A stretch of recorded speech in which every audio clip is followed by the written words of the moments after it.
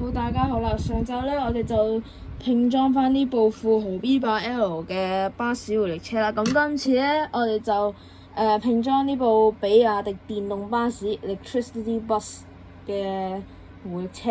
咁我哋而家咧就開始拼裝啦。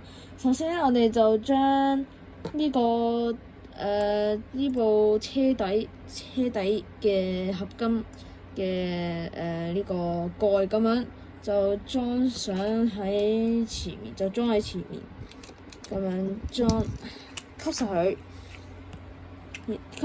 然後咧我哋再將呢個車頭擋風玻璃咁樣吸上去，要記得吸實佢。我哋咧就會聽到啲咔一聲，咁樣就啱啱好，就係咁樣咔。然後你再將呢部車頂部分掛上去，然後再將呢都係類按似咁樣用兩粒螺絲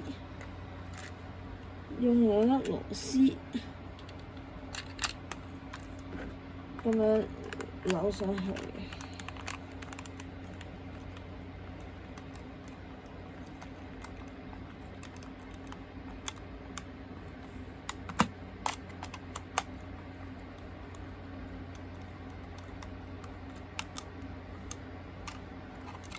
好，完成啦，砌翻好啦。好啦，咁我哋今日呢個最後一條片咧，呢部拼裝巴士就咁樣完成好啦。送咗兩個先。好啦，咁我哋呢部富豪 B8L 紅巴同埋呢部比亞迪電巴咁樣就已經砌好咗啦。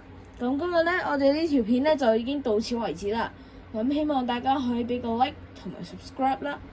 好，我哋會有一集更新嘅，下次再見，拜拜。